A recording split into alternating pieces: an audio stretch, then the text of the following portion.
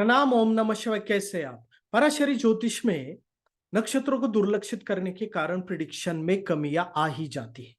तो जिस कारण एस्ट्रो स्टूडेंट इधर उधर भटकने लग जाते हैं। यानी कि कोई केपी सीखता है, कोई नाड़ी एस्ट्रोलॉजी सीखता है, लेकिन ये सब सीखने के बाद भी उनके प्रिडिक्शन में वो सटीकता नहीं आती। उसका कारण यह है कि आप एक सिस्टम को यानी कि पराशरी को तो ठीक तरीके से सीखिए, नक्षत्रों की माइक्रो स्टडी कीजिए और फिर उसके बाद आप दूसरे सिस्टम को सीख सकते हैं। लेकिन मेरी माने तो अगर आप ठीक तरीके से पराशरी एस्ट्रोलॉजी को सीख गए ना, तो किसी और सिस्टम की आपको जरूरत नहीं है। तो चलिए आगे बढ़ते हैं आज के विषय के तरफ। आज का विषय है नक्षत्र एनर्जी, और नक्षत्र एनर्जी किस प्रकार से काम करती है वो आज देखेंगे इस वीडियो के माध्यम से। तो आज का टॉपिक है नक्षत्र एनर्जी।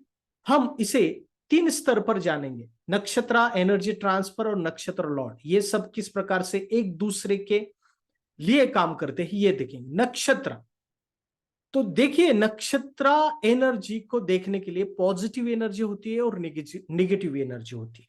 इसे किस तरीके से आप समझेंगे? देखिए कौन सा भी नक्षत्र लीजिए, यहां पर अगर आप यहां पर देखेंगे कि अगर आपने ले लिया पुष्य नक्षत्र का एग्जाम्पल लीजिए, तो पॉजिटिव एनर्जी कैसे बनती है? जो पॉजिटिव प्लैनेट्स है यानी कि जुपिटर हो, वीनस हो, मर्क्यूरी हो, मून हो, सन हो, तो ये प्लैनेट्स को आप देखिए। अगर ये प्लैनेट्स है या इनके कॉम्बिनेशन है यानी कि Jupiter Venus, Jupiter Mercury, Mercury Venus, Mercury Jupiter, Jupiter, moon Venus, sun Jupiter, इस प्रकार के अगर कॉम्बिनेशन है तो निश्चित तौर पर वहां पे उस नक्षत्र में पॉजिटिव एनर्जी जनरेट हो रही है। अगर या फिर कोई वहां पे राजयोग बन रहे, जैसे कि 9th लॉर्ड और 10th लॉर्ड यानी कि धर्म कर्माधिपति राजयोग बन रहा है एक ही नक्षत्र में। अगर सपोज यहां पर एग्जांपल ले लिया जाए पुष्य नक्षत्र का, तो पुष्य नक्षत्र में अगर राजयोग बन रहा है तो वहां पर पॉजिटिव एनर्जी तैयार हो रही, क्रिएट हो रही। ओके, तो इस प्रकार से पॉजिटिव एनर्जी होती है। और निगेटिव एनर्जी को किस प्रकार से आप समझे? निगेटिव एनर्जी को यहां पर देखिए, Mars, Saturn, Rahu, Ketu. Okay, ये प्लैनेट्स अगर कॉम्बिनेशंस में है यानी कि Mars Saturn, Mars Rahu, Mars Ketu, Saturn Ketu, Saturn Rahu, इस प्रकार के अगर कॉम्बिनेशंस है किसी नक्षत्र में, सपोज कीजिए कि पुष्य नक्षत्र में मार्स सैटर्न, मार्स राहु या मार्स केतु, इस प्रकार के कॉम्बिनेशंस है, या फिर निगेटिव योगास है यानी कि 8th लॉर्ड और 12th लॉर्ड एक साथ पुष्य नक्षत्र में है, तो निश्चित तौर पर उस पुष्य नक्षत्र में या कोई भी नक्षत्र में एक निगेटिव एनर्जी क्रिएट हो रही। उस एनर्जी को आप समझिए कि क्या उस नक्षत्र में जो एनर्जी क्रिएट हो रही है, क्या वो पॉजिटिव है या नेगेटिव है? कोई भी नक्षत्र हो, चाहे चाहे कृतिका हो, अश्लेषा हो, पुष्य हो, अनुराधा हो, उसमें हो रहे कॉम्बिनेशंस को आप पहले देखिए, पॉजिटिव है या नेगेटिव एनर्जी क्रिएट हो रही है वो देखिए। फिर उसके बाद वो एनर्जी किस प्रकार से ट्रांसफर होगी ये फिर बाद में आप देखिए। ठीक है, आपने पहले तो ये देख लिया। ओके, देखिए ये हम सब जानेंगे प्रैक्टिकल एग्जांपल से, तभी आप इस टॉपिक को समझ पाएंगे। पहले तो ये स्ट्रक्चर को आप देखिए कि किस प्रकार से पॉजिटिव है और नेगेटिव एनर्जी को आपको देखना है। ठीक है, ये देखिए, ये देख लिया आपने। फिर एनर्जी ट्रांसफर किस तरीके से होगी ये देखना है। तो एनर्जी ट्रांसफर होती है नक्षत्र लॉर्ड से, ये पहले समझिए कि जो भी नक्षत्र में एनर्जी क्रिएट हो गई है वो एनर्जी ट्रांसफर होगी नक्षत्र लॉर्ड के थ्रू। तो ये जो एनर्जी होगी पॉजिटिव होगी या नेगेटिव होगी, वो एनर्जी नक्षत्र लॉर्ड के माध्यम से इंपैक्ट करेगी। ओके, किस प्रकार से करेगी वो हम प्रैक्टिकली एग्जाम्पल कुंडली के माध्यम से जानेंगे। और ये काम करता है दशा में, ज्यादातर ये काम करने को देखने को मिलता है। फिर देखिए नक्षत्र लॉर्ड, जो नक्षत्र लॉर्ड होता है वो एनर्जी रिसीवर भी होता है, और वो किस प्रकार से काम करता है प्लेसमेंट या कंजक्शन थ्रू, ये भी हम प्रैक्टिकल एग्जाम्पल के माध्यम से जानेंगे, तभी आप इस विषय को ठीक तरीके से आप समझ सकते। तो चलिए हम प्रैक्टिकल एग्जाम्पल के तरफ चलते हैं। ये देखिए, ये पहला एग्जाम्पल है। यहां पर देखिए मार्स राहु का नक्षत्र देखिए, मार्स रेवती नक्षत्र में है और राहु यहां पर रेवती नक्षत्र में है, यहां पर देखिए। तो यानी कि ये जो मार्स राहु 5th हाउस में विराजमान है, ये कहीं ना कहीं तो रेवती नक्षत्र में है। यानी कि जो रेवती नक्षत्र है उसमें कहीं ना कहीं तो मार्स और राहु की एक निगेटिव एनर्जी क्रिएट हो गई है। हालांकि पॉजिटिव में ये शार्पनेस देते हैं, इंटेलिजेंस देते हैं, लेकिन मार्स राहु का एक साथ 5th हाउस में होना ये कहीं ना कहीं तो नकारात्मक एनर्जी अवश्य ही क्रिएट करता है। तो ये जो एनर्जी है, ये एनर्जी किस प्रकार से ट्रांसफर होगी, नक्षत्र एनर्जी, इसी को आप समझिए। ये पहले तो ट्रांसफर होगी नक्षत्र लॉर्ड मर्क्यूरी में, तो ये पूर्ण रूप से मर्क्यूरी को एफ्लिक्ट करेगी। ये जो मार्स राहु की एनर्जी ट्रांसफर होगी मर्क्यूरी में। क्यों? क्योंकि मर्क्यूरी रेवती नक्षत्र का लॉर्ड है, ओके, उसका अधिपति है। तो कहीं ना कहीं तो मर्क्यूरी की जो हाउसेस है 11th हाउस और 8th हाउस, इसमें इंपैक्ट अवश्य ही आए और उसकी प्लेस में। यानी कि ये जो मार्स राहु का कॉम्बिनेशन है ये 11th हाउस में, यानी कि जो बड़े भैया होते उनके ऊपर भी इंपैक्ट करेगा, दोस्तों के ऊपर भी इंपैक्ट करेगा, और सबसे महत्वपूर्ण सोशल नेटवर्क तो है ही, लेकिन उससे भी महत्वपूर्ण सेल्फ इनकम के ऊपर अवश्य ही कुछ ना कुछ तो नकारात्मक इंपैक्ट अवश्य ही क्रिएट करेगा। 8th हाउस तो है ही, और 4th हाउस में यानी कि जो होम एनवायरनमेंट है या फिर घर के बारे में जो भी चीजें होगी उसमें भी एक नेगेटिव इंपैक्ट क्रिएट कर, ये बेसिक तौर पर करता ही है। यानी कि एक बेसिक कुंडली का स्ट्रक्चर होता है उसमें तो करता ही है, लेकिन खास तौर पर दशा में ये रिजल्ट क्रिएट करता है। देखिए यहां पर इस व्यक्ति को दशा अगर आप देखेंगे तो देखिए मरकरी की दशा लगभग 2022 से आरंभ हुई, दिसंबर 2021 में आरंभ हुई। इसका मतलब 2022 से आप समझिए। तो जब 2022 में मरकरी की महादशा आरंभ हुई, ठीक उसके बाद ही इस व्यक्ति को बिजनेस में प्रॉब्लम आना आरंभ हो। वैसे देखा जाए, अगर आप देखेंगे फर्स्ट ग्लांस में, तो मरकरी यहां पर अच्छा लग रहा है, 11th लॉर्ड है, जुपिटर मून के साथ है, अच्छे कॉम्बिनेशन है, 8th लॉर्ड है, ठीक है, लेकिन पॉजिटिव प्लैनेट्स के साथ है। लेकिन अगर आप देखेंगे ये मार्स और राहु की एनर्जी कहीं ना कहीं तो उसके भीतर है, उसके भीतर अवश्य, जिस कारण सेल्फ जो अर्निंग है उस पर बहुत ज्यादा इंपैक्ट हुआ। और ये जो मार्स राहु है कहीं ना कहीं तो 10th हाउस के 8th हाउस में, तो जिस कारण इसका जो व्यापार था या बिजनेस था उसके ऊपर पूरा इंपैक्ट रहा, और जिस कारण इसे लॉसेस काफी झेलने पड़े। तो ये माइक्रो एस्ट्रोलॉजी है, इसे आप समझिए कि किस प्रकार से एनर्जी ट्रांसफर होती है। ये मार्स राहु इस प्रकार से भी रिजल्ट देते हैं, इंपैक्ट क्रिएट करते हैं, और इसकी इसी दशा में इसके बिग ब्रदर के कारण बहुत सारी तकलीफें, लॉसेस इसे झेलने पड़े। Mars Rahu combinations, Mars is brother, Mars Rahu combination brother के कारण तकलीफें, 11th लॉर्ड ब्रदर का है। आप देखिए एनर्जी किस प्रकार से ट्रांसफर होती है और दशा में किस प्रकार से वो काम करती। तो यहां पर मार्स राहु रेवती नक्षत्र में, बुध में नक्षत्र लॉर्ड में वो एनर्जी ट्रांसफर हो चुकी है, और नक्षत्र लॉर्ड वो रिसीवर है उस एनर्जी का। तो ये माइक्रो एस्ट्रोलॉजी है, इसे इस प्रकार से समझना पड़ेगा। नेक्स्ट एग्जांपल की तरफ हम जाते हैं। यहां पर आप देखिए, यहां पर अगर आप यहां पर देखेंगे सैटर्न केतु को देखिए, यहां पर क्षमा चाहता हूं, सन केतु 11th हाउस में है इस व्यक्ति की। अगर यहां पर बेसिक स्ट्रक्चर आप देखेंगे, सन और केतु का नक्षत्र लॉर्ड देखिए, केतु अनुराधा नक्षत्र में है और सन भी अनुराधा नक्षत्र में है। यानी कि इसका मतलब यह है कि इन दोनों ये तो पहले तो ये ग्रहण योग है और सन 8th लॉर्ड है, तो ये ज्यादा एफ्लिक्टेड हो। तो सन केतु के कारण जो अनुराधा नक्षत्र है उसमें वो नकारात्मक एनर्जी कहीं ना कहीं तो डेवलप है, कहीं ना कहीं तो उसमें वो एनर्जी है, और वो जो एनर्जी है अनुराधा नक्षत्र में वो उसने सैटर्न में ट्रांसफर की है। ओके, सैटर्न में ऑब्वियसली ट्रांसफर होगी वो एनर्जी। तो जिस कारण ये जो सैटर्न यहां पर बहुत अच्छा लग रहा है, यानी कि लग्न लॉर्ड होके 10th हाउस में उच्च का है सैटर्न, सेकंड लॉर्ड भी 10th हाउस में उच्च का है, लेकिन इसी सैटर्न की दशा में इससे सबसे ज्यादा नुकसान हुआ बिजनेस में। सैटर्न, जब इसकी सैटर्न की अंतर आई तब इसका पूरा बिजनेस डाउन हो गया। क्यों? क्योंकि आप देखिए सन और केतु की एनर्जी जो ब्लॉक करती है, सेटबैक देती है, वो सेल्फ अर्निंग की एनर्जी जो है 11th हाउस सेल्फ अर्निंग का है।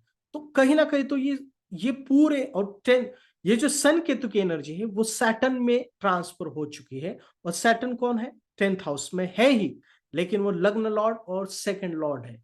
तो कहीं ना कहीं तो इसने फाइनेंस को, बिजनेस को ब्लॉक कर दिया।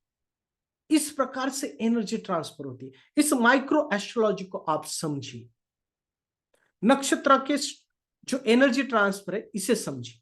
और यहां पर रिसीवर कौन बन गया यहां पर एनर्जी रिसीवर, वो है सैटर्न, जो एनर्जी जो है वो रिसीव कर रहा है सन और केतु की। इस प्रकार से आपको ये सब चीजें देखनी पड़ती है। नेक्स्ट एग्जांपल की तरफ हम चलते हैं। यहां पर देखिए केतु मास, यहां पर 12th हाउस में केतु मास है। और यहां पर केतु और मास का नक्षत्र, Ketu Anuradha, Mars is also in Anuradha नक्षत्र। यानी कि इस केतु और मार्स ने कहीं ना कहीं तो नेगेटिव एनर्जी क्रिएट की है अनुराधा नक्षत्र। तो अनुराधा नक्षत्र की एनर्जी जो है वो कौन रिसीव करेगा? सैटर्न। वो सैटर्न के थ्रू ट्रांसफर होगी। और जिस कारण इस व्यक्ति को भी सैटर्न की अंतरा में बहुत तकलीफें झेलनी पड़ी फाइनेंशियली, इसका काफी लॉस हुआ। और जो सैटर्न है वो 11th हाउस में दोस्त के कारण इससे बहुत ज्यादा तकलीफ सहनी पड़ी। देखिए Saturn is second Lord, place in the 11th house, in house of the friend. लेकिन क्यों? देखने को तो सही लग रहा है 11th हाउस में है, सेकंड लॉर्ड है, लेकिन केतु और मार्स की एनर्जी कहीं ना कहीं तो इस सैटर्न में छुपी हुई है। इसे कहते हैं माइक्रो एस्ट्रोलॉजी।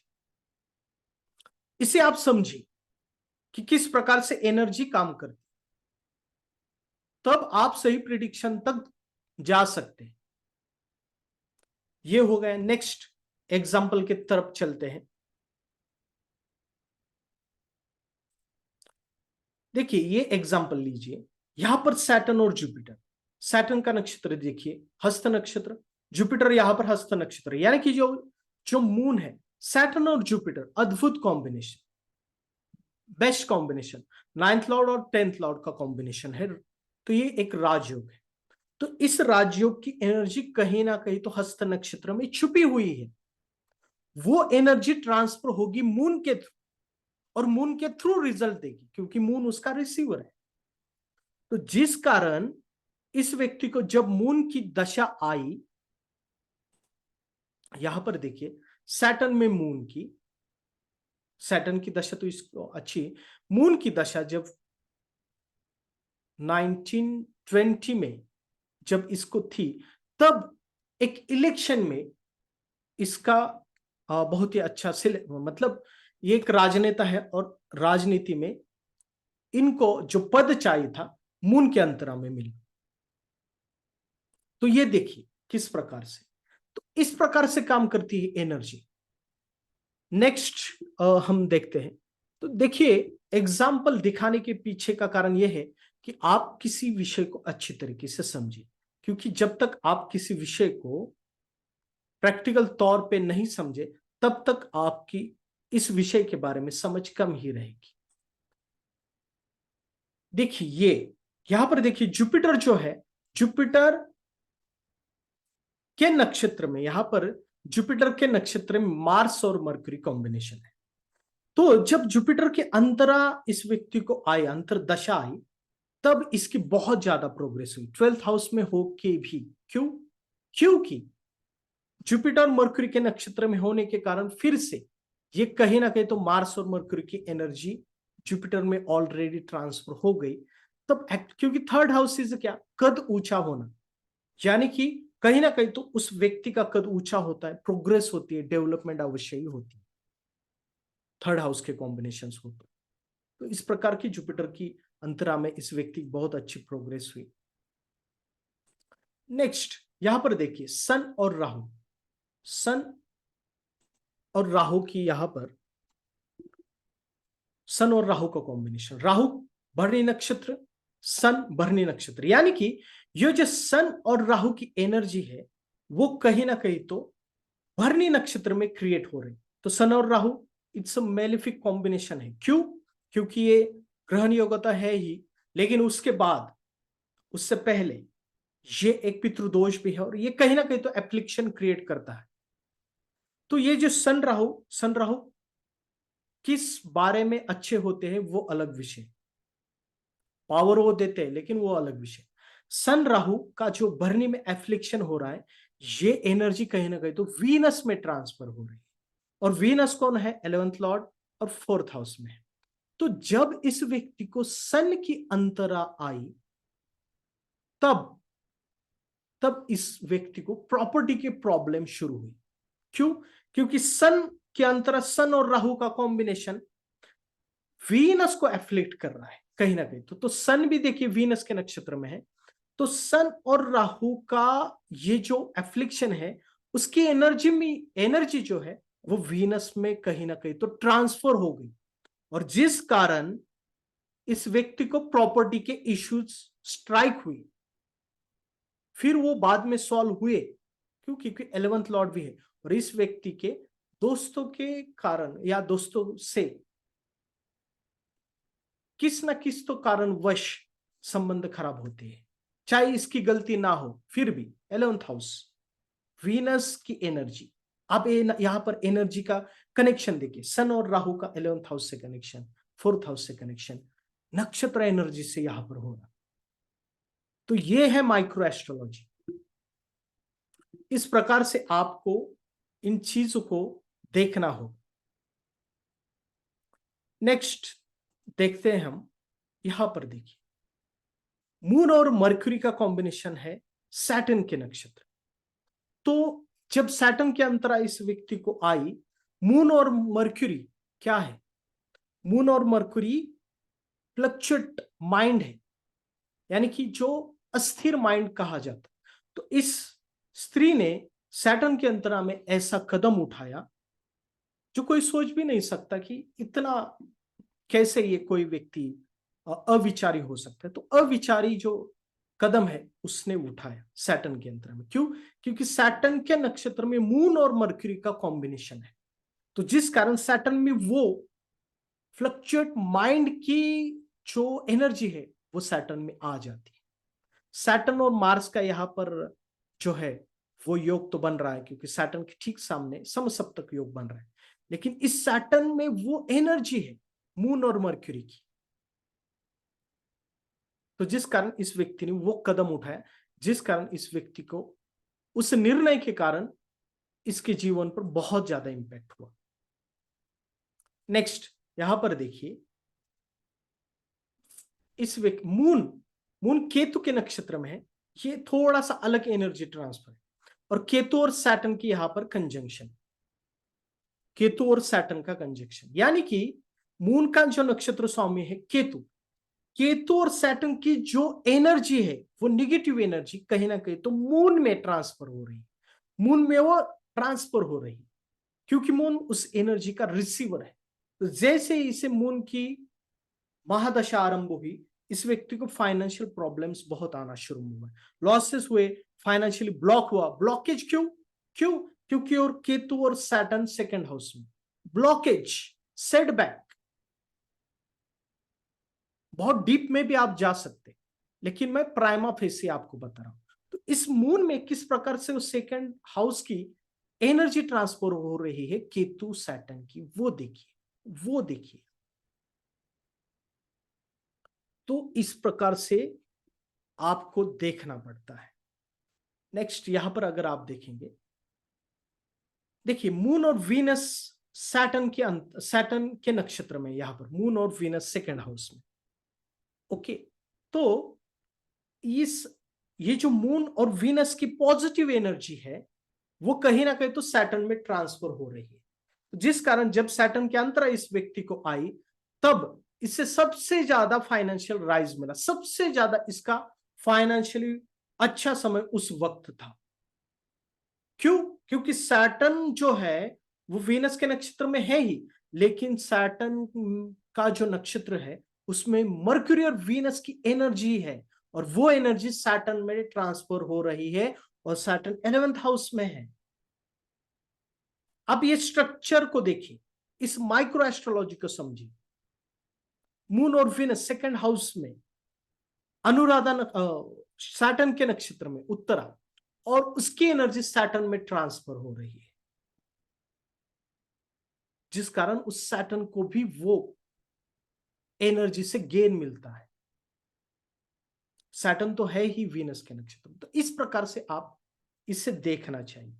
तो पॉजिटिव और नेगेटिव एनर्जी को आप पहले समझिए, और फिर उसके बाद आप देखिए। यहां पर देखिए, ये बहुत ही अच्छा एग्जांपल है। मार्स, यहां पर देखिए, मार्स विशाखा नक्षत्र में, सैटर्न विशाखा नक्षत्र, यानी कि जुपिटर के नक्षत्र में मार्स और सैटर्न है। और जुपिटर कहां पे है? 11th हाउस में है, और सेकंड लॉर्ड है। जब इस व्यक्ति को जुपिटर के अंतर आई, तब इसे फाइनेंशियल प्रॉब्लम्स आना आरंभ हुआ। सेकंड लॉर्ड हो कि भी 11th हाउस में प्रोग्रेस, अच्छी फाइनेंशियल प्रोग्रेस हो रही थी, लेकिन प्रॉब्लम्स भी आ रहे थे, बहुत कुछ प्रॉब्लम्स भी हो रहे थे, अचानक से लॉसेस भी हो रहे थे। क्यों? क्योंकि मार्स और सैटर्न की एनर्जी है उस जुपिटर में, और जब सैटर्न की आई अंतरा, तो सैटर्न जुपिटर के नक्षत्र में होने के कारण, यहां पर देखिए, सैटर्न के अंतरा आई जुपिटर के बाद, तब सैटर्न में वो, ये सैटर्न और मार्स की एनर्जी डायरेक्टली ट्रांसफर हो गई जुपिटर में, और सबसे ज्यादा फाइनेंशियल प्रॉब्लम्स से सैटर्न के अंतरा में झेलने पड़े। क्यों? क्योंकि मार्स और सैटर्न की एनर्जी कहीं ना कहीं तो जुपिटर ने रिसीव की है नक्षत्र लॉर्ड ने, विशाखा नक्षत्र ने, जो वो एनर्जी जो है विशाखा नक्षत्र में, वो उसके नक्षत्र लॉर्ड, नक्षत्र स्वामी जुपिटर ने रिसीव की है। इस बात को आप याद रखिए, इस माइक्रो एस्ट्रोलॉजी को समझिए, और अगर आप इसे ठीक तरीके से समझ गए तो बहुत ही अच्छी तरीके से आप प्रिडिक्शन तक जा सकते, और लोगों को आप अच्छा मार्गदर्शन दे सकते। इसलिए आपको इस प्रकार से देखना चाहिए। तो आज हमने देखा, देखिए, नक्षत्र एनर्जी, नक्षत्र पॉजिटिव एनर्जी को देखिए, नेगेटिव एनर्जी को जानिए, जुपिटर वीनस कौन से कॉम्बिनेशन है, या नेगेटिव है मार्स राहु सैटर्न केतु, या किस प्रकार से। फिर नक्षत्र ट्रांसफर, एनर्जी ट्रांसफर को देखिए, नक्षत्र लॉर्ड थ्रू एनर्जी ट्रांसफर होती है, और दशा में ये सबसे ज्यादा काम करता है। फिर नक्षत्र लॉर्ड एनर्जी रिसीवर है, कौन से कॉम्बिनेशन है ये भी आप देखिए, तब आपको इस विषय के बारे में पूर्ण रूप से आप समझ सकते। तो इसीलिए माइक्रो एस्ट्रोलॉजी को जानना बहुत आवश्यक होता है, तभी आप पाराशरी ज्योतिष को जान पाएंगे। एक तो एक प्रथम स्वरूप हो गया। अगर आप नक्षत्रांश को समझ गए ना, तो आपको कोई और बाकी की चीजें सीखने की जरूरत नहीं पड़ेगी। इतना अद्भुत है पराशरी ज्योतिष, उसे आप पहले सीखिए, उसे समझिए, तब आपको पता चलेगा कि कितना मजा आता है ज्योतिष में, या ज्योतिष की कंसल्टेशन करने में, या ज्योतिष सीखने में। तो आज के लिए बस इतना ही, फिर मिलते हैं किसी अच्छे विषय को लेकर, और चैनल को सब्सक्राइब कीजिए ऐसे अच्छे विषय के लिए। प्रणाम। ओम नमः शिवाय।